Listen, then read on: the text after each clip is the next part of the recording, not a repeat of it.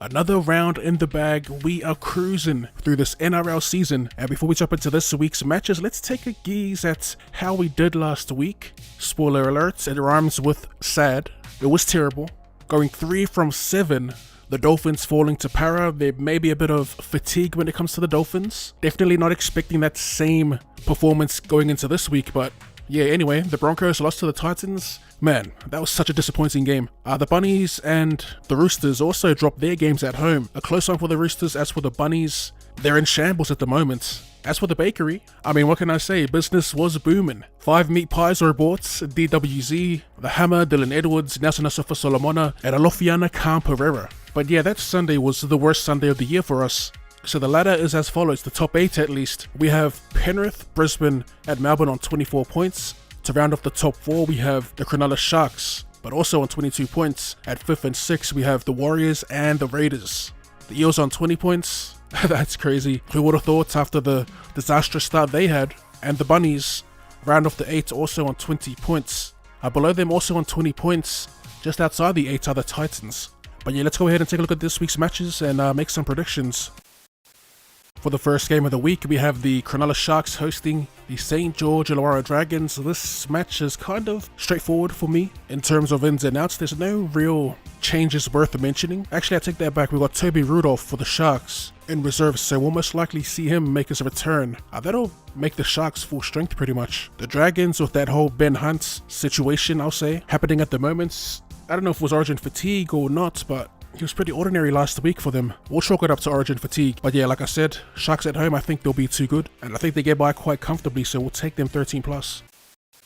Game 2 and the first for Friday night, we have a banger between the New Zealand Warriors and the South Sydney Rabbitohs. The Warriors will be hosting. In terms of ins and outs, I'm looking for substantial worth mentioning ins, and we've got a couple for both teams. Now, for the Warriors, Mitch Barnett makes his return back to the squad. He'll be coming off the bench for them. And for the Bunnies, they have Siliva Havili and Shaquai Mitchell. That's some big ins for both teams' rotations. As for my pick, look, like I said, and like I've been saying throughout the season, I'm a massive fan of this new Warriors and their style of play. Earlier in the season, they were hanging with the best of them. And as the season's kicked on, they've been a little up and down performance-wise. I will say on their downer games, there was no lack of effort. Recently though, they're currently 4 from their last 5, disposing of teams that they should be, and in comfortable fashion. As for the Bunnies, they're currently 1 win from their last 5, so I think it's pretty safe to say they are down bad at the moment. They're a team though that can just click into gear. I don't see that happening without Latrell Mitchell though, and especially on the road against a team like the Warriors, they could be in for a long night. Their spine along with Tohu Harris has been peaking. Sean Johnson in particular has been impressive, so I'm taking the home team 13+. The third game of the week, we have the Melbourne Storm hosting the Penrith Panthers. Another doozy of a matchup. In terms of ins and outs, for the Panthers, we'll start with them, as it's pretty straightforward. All 5 of their origin players will be returning to their respective roles. That includes Liam Martin back in the starting lineup, forcing Hosking out of the side. Now for the Storm, the obvious one, Cam Munster makes his return. They also got Tui Kamikamica making his return to the bench, persisting with Tarek Sims in the front row with Nelson Asafa Solomona on an edge. I like it. As for my pick in this game, I mean, Melbourne is hard to look past, so I'm going to take Melbourne in this. Last time they met, interestingly enough, they did beat them. They had them scoreless, but that was without both of their halves and their fullback. Do I see something similar this time around? No. But I will say though, the Panthers will lift for this. There were some comments made last week by the Storm skipper about Newcastle not beating them with all their players out. So there is a little narrative. There's something to play for there for the Panthers forward pack in particular, who did carry them last week. I'll be honest, I think they can belt the Storm forward pack this week, but we're sticking with Melbourne, and we're going to go 1 to 12 points.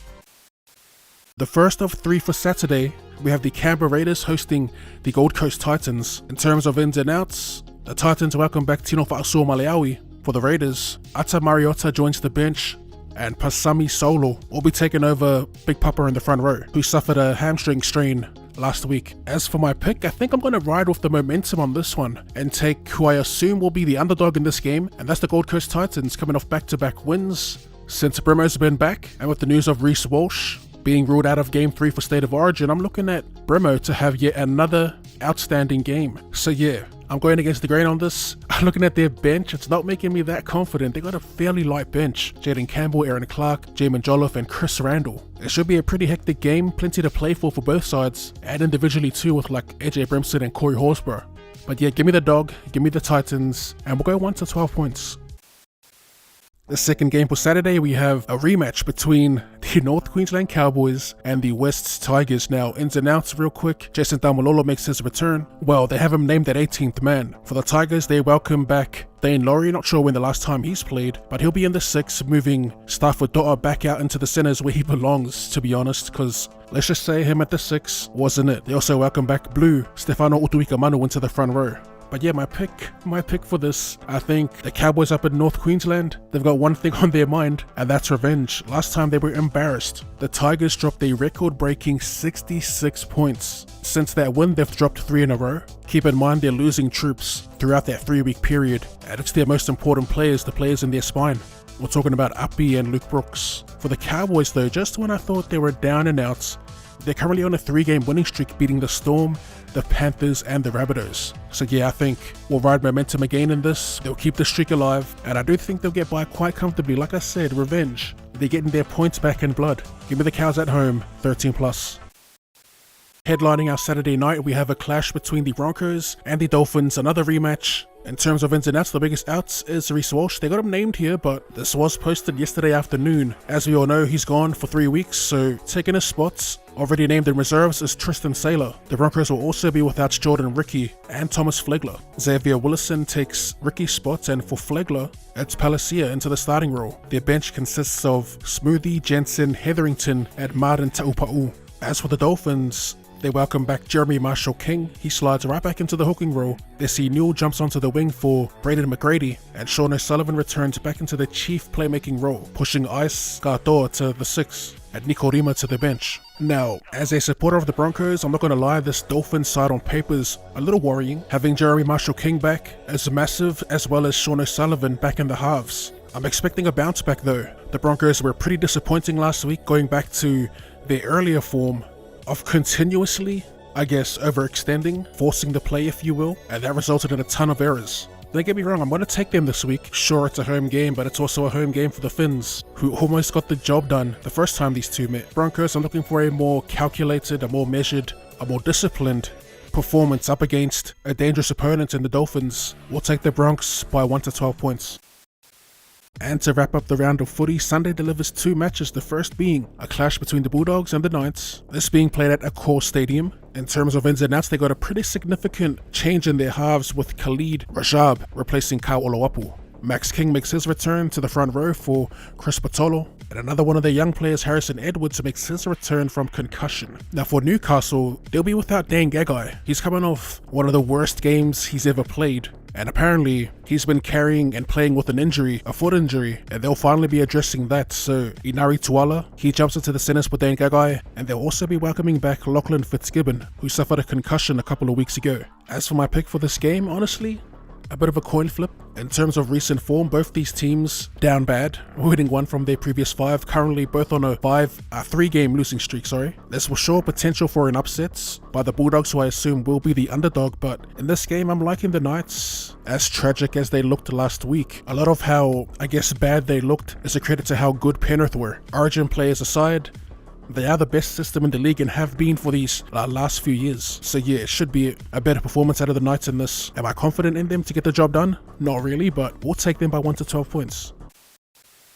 And in the final game of the round, the Manly Warringah Seagulls host the Sydney Roosters, this being played at, of course, 4 Pines Park. In terms of ins and outs, Gerba returns at lock, as does Kauma Tuilangi in the back row. Ben Trbojevic makes his return as well. He'll be on the bench in the 14. Brad Parker to the centres and Jason Saab on the wing, so plenty back for Manly. As for the Roosters, Joseph Sua'ali'i makes his return from suspension, Fletcher Baker from a head knock, and making his debut coming off the bench, his long-awaited debut I'll say, from me in particular, Siwa Wong, who looked pretty good for Fiji during the Rugby League World Cup.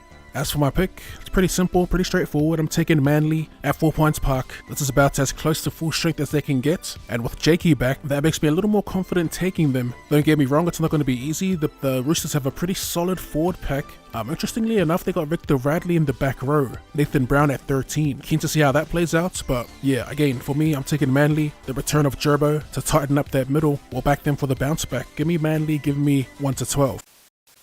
So to wrap our picks for round 18, we have the Sharks 13+, the Warriors 13+, the Storm 1 to 12, the Titans 1 to 12, the Cowboys 13+, the Broncos 1 to 12, the Knights 1 to 12, and Manly 1 to 12. As always, I'll leave a list of Oddski's Bakery. Hopefully we can get a little more. We're 2 off the perfect round, but yeah, we'll see how we go this week. As always, leave your tips and predictions in the comment section down below. And if you enjoyed that, be sure to run straight that like button. Thank you for tuning in, and I'll see you later.